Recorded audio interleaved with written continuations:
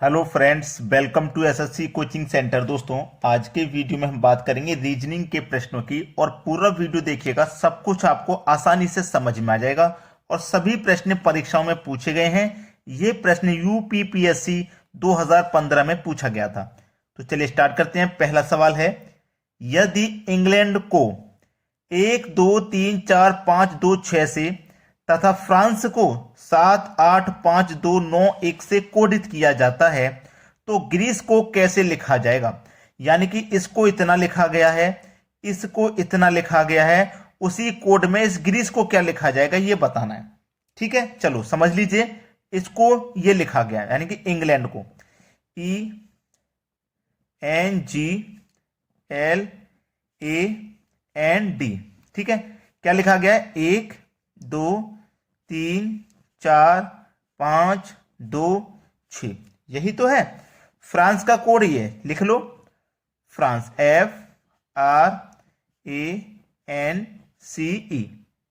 इसका कोड ये रहा 7 8 5 2 7 8 5 2 9 1 9 1। ठीक है, पूछ रहा है ग्रीस का, GREECE,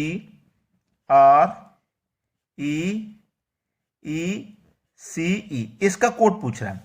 अब देखना जी का कोड क्या है भाई। यहां पे देखो जी का कोड क्या है? 3। तो यहां भी जी का कोड 3 आ जाएगा, क्योंकि उसी कोड में तो लिखना है। जिस कोड में ये लिखा हुआ है उसी कोड में ये लिखा है, बिल्कुल उसी कोड में लिखना है। ठीक है, जब इस कोड में जी को 3 लिखा गया तो उसी कोड में जी को 3 लिखेंगे। आर को देखो क्या लिखा गया है, आर को 8 लिखा गया तो आर को 8 लिखेंगे। ई को देखो क्या लिखा गया, यहां पे 1, यहां पे भी 1, तो ई को यहां पे भी 1 लिखेंगे, यहां पे भी 1। सी को देखो क्या लिखा गया, सी को लिखा गया है 9, तो सी को हम 9 लिखेंगे और ई को लिखा गया है 1। सवाल खत्म।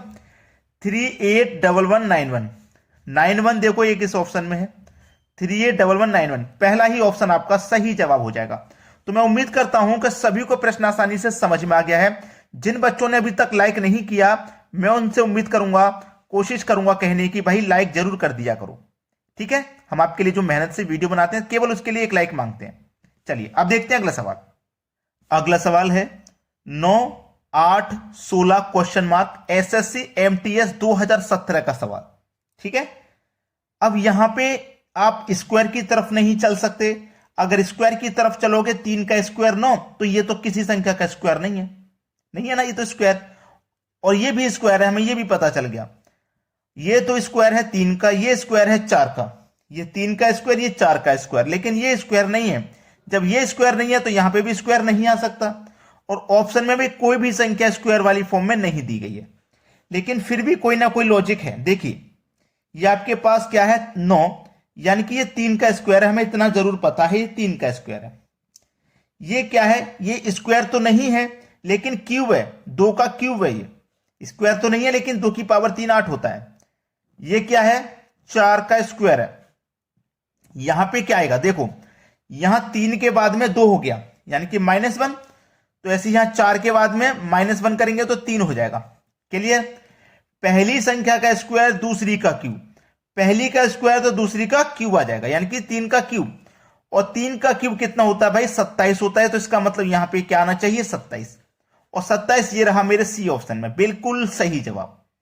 क्लियर है ना? जिन बच्चों से नहीं बन पाता ऐसा क्वेश्चन, आज बना लोगे आप। अब देखते हैं अगला सवाल।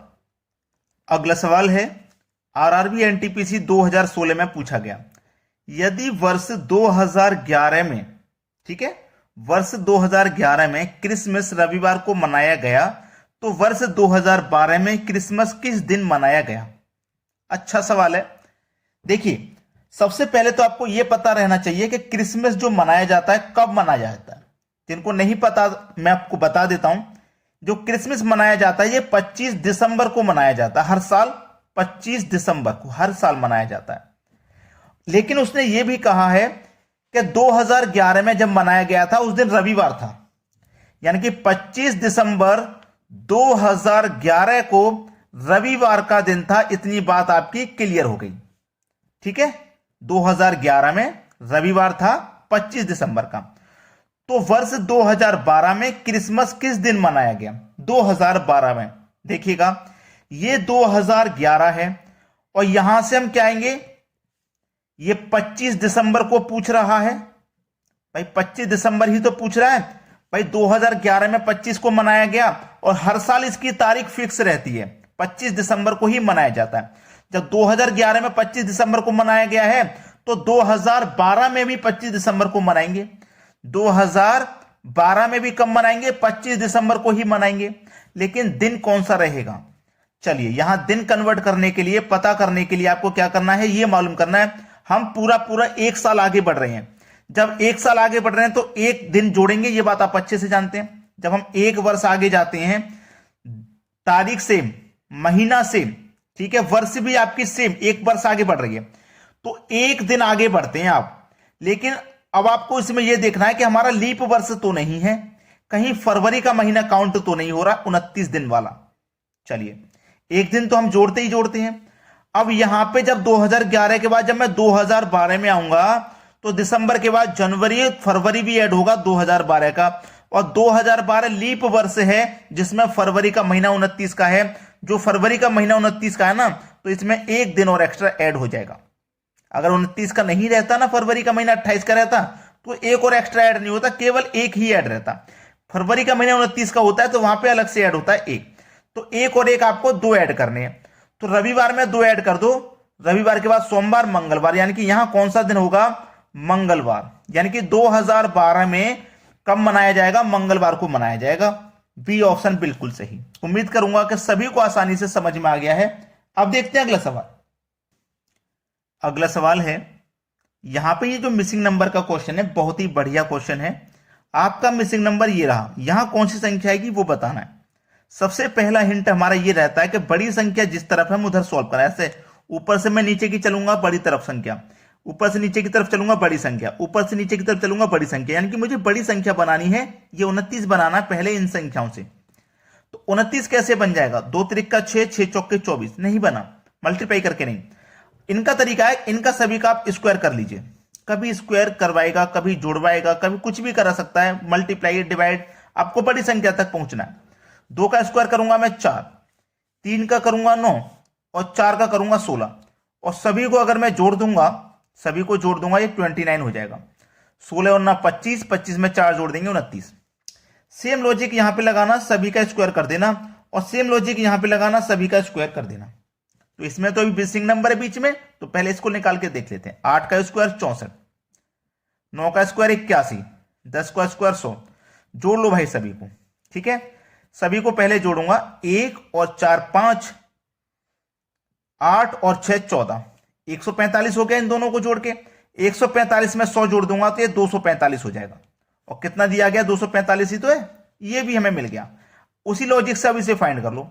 5 का स्क्वायर 25, 6 का स्क्वायर 36, प्लस यहां करेंगे हम क्वेश्चन मार्क का स्क्वायर, और हमारे पास योग कितना आ जाएगा, 110 आ जाएगा। यही तो है। पहले इन दोनों को जोड़ लो, आप इन दोनों को जोड़ लेंगे पहले, ठीक है। 25 और 36 मिलकर के कितना हो जाएगा, 5 और 6 11 का 1 कैरी का 6, 5 और 6 11 कैरी का 1, ठीक है, 1 आ गया कैरी का 1, 3 2 5 और कैरी का 1 6, 61 हो गया ना। प्लस कर देंगे इसमें क्वेश्चन मार्क का स्क्वायर, बराबर कितना आना चाहिए, 110 के आना चाहिए। ये हमारे पास सवाल है, ठीक है ना, ये हमारे पास सवाल है। क्वेश्चन मार्क की वैल्यू ही तो फाइंड करनी है हमें, क्या आने वाला है क्वेश्चन मार्क की वैल्यू। चलिए क्वेश्चन मार्क बराबर 110, ये हमारे पास जो 61 है बराबर के इधर आएगा तो माइनस का 61, 110 में से 61 को घटा दो, कितना बचेगा, 49 बचेगा। 49 बचेगा ना, तो ये 49 क्या है, किस संख्या का स्क्वायर है भाई, इसका स्क्वायर ही तो कर रहे हैं हम। ये किस संख्या का स्क्वायर है, 7 का स्क्वायर है, यानी कि पहला ऑप्शन सही जवाब। यहां कितना आ जाएगा, 7। सवाल खत्म। चलेंगे अब देखेंगे अगला सवाल। अगला प्रश्न है 6 2 8 क्वेश्चन मार्क, ये सवाल है आपका, ठीक है। चलो 6 में से 4 माइनस कर दो 2, 8 में से 4 माइनस कर दो 4, 4 तो ऑप्शन में भी नहीं है, तो ये तरीका तो नहीं लगेगा। कोई लॉजिक देखिए जिससे कि 2 बन जाए, ठीक है, कोई लॉजिक ऐसा देखिए जिससे कि 2 बन जाए। अब देखो, अगर इस 6 में मैं 2 से डिवाइड कर दूंगा तो कितना मिलेगा आपको, 3 मिलेगा, और 3 में से माइनस कर दूं 1 तो आपको 2 मिलेगा। ऐसे ये 8 है, 8 को माइनस कर दूं 2, डिवाइड कर दूं तो 4 मिलेगा। यहां पे भी 2 से डिवाइड किया, यहां पे भी 2 से डिवाइड किया, डिवाइड करने के बाद जो आंसर आया उसमें से एक माइनस किया, यहां भी डिवाइड करने के बाद जो आंसर आएगा उसमें से भी हम क्या करेंगे, एक को माइनस कर देंगे, तो कितना मिलेगा, 3 मिलेगा, यानी कि हमारा बी ऑप्शन सही जवाब। अब देखते हैं अगला प्रश्न। अगला प्रश्न है 18, 52, 12 क्वेश्चन मार्क। यह क्वेश्चन मैं आपको होमवर्क के लिए देना चाह रहा था, लेकिन शायद मुझे लगता है कि कठिन रहेगा, तो मैं कराऊंगा जरूर। 18 से 52 बनाइए। जो लॉजिक 18 से 52 बना देगा वही लॉजिक आपको यहां पे भी संख्या फाइंड करके दे देगा। 18 से 52, 18 के पहली तो बात सुनो, 18 के मल्टीप्लाई में 52 नहीं आता, जिससे कि हम मल्टीप्लाई कर दें। ठीक है, मल्टीप्लाई में 52 नहीं आता तो मल्टीप्लाई के पास में आता होगा किसी के। स्क्वायर या क्यूब तो नहीं कर सकते, क्योंकि 18 का क्यूब या स्क्वायर बहुत ज्यादा हो जाएगा 52 से, तो ऐसा तो हम नहीं कर सकते। तो हम ये तो देख सकते हैं कि 18 के मल्टीप्लाई के पास में जो आ रहा है उस संख्या को ले सकते हैं।